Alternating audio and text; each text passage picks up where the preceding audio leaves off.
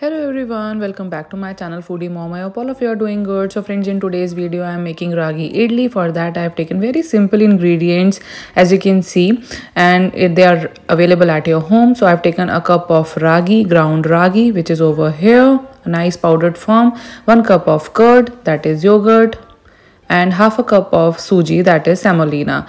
And for the other things I'm using about 4 to 5 cashew nuts, 8 to 10 curry leaves, that is curry patta, and half teaspoon of ginger chopped, a sachet of Eno. I'm not using baking powder or baking soda, a teaspoon of sesame seeds, salt to taste, and a tablespoon of chana dal, and a teaspoon of mustard seeds. So now let's start with our recipe.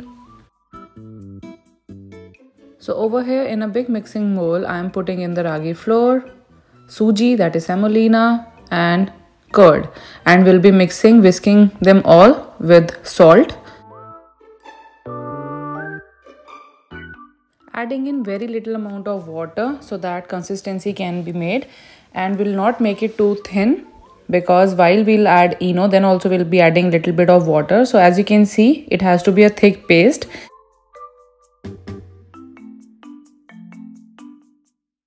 Now we'll cover it with lid and we'll keep it aside for 5 to 6 minutes, and in the next step we'll be taking a tablespoon of cooking oil, and once it gets heated we'll put it mustard seeds and we'll wait till they splutter.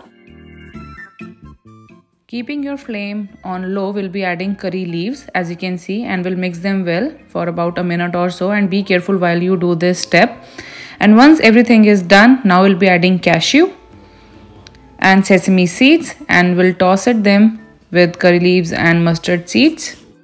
So after a minute or so we'll be adding chana dal, and we'll roast everything well for about 2 to 3 minutes on low flame and mixing it really well. And so our tadka for the idli is ready. Once the tadka gets cooled down, we'll be adding the mixture into the idli batter, ragi flour batter. As you can see, I am doing it, and we'll mix everything really well so that everything gets mixed really well.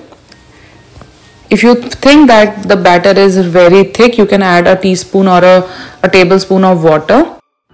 Now I'll be brushing the idli stand with little bit of oil, just that they are greased well.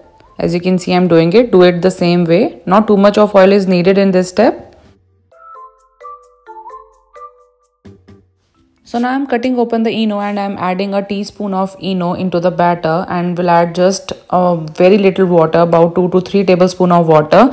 You can see how your batter turns out to be, so add water accordingly. Don't add too much of water, otherwise the batter will be too loose.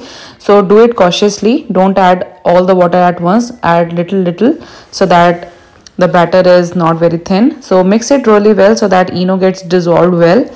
And this is the kind of consistency that we are looking for. And now putting in a cashew at the bottom, and on top of it we'll be putting the batter. A tablespoon of ragi flour batter is enough, because they'll get fluffy also. And now setting the batter and putting on the idli stand, and we'll microwave it for about 6 minutes. So I would also like to add that every microwave is different. Some are 1000 watts, some are 800 watts. So the idli cooking time depends on the microwave also. So to check whether idli is cooked or not, use a fork as I did now. So now let's do the plating, taking out the ragi idlis one by one. And they are very nutritious and so yummy. And as you can see, we'll take them all out on a plate. And you can eat it with coconut chutney. If you want the recipe for coconut chutney, it's there on my channel. You can search coconut chutney Foodie Mom, and here you go. You can enjoy this, and this is so fluffy and very soft.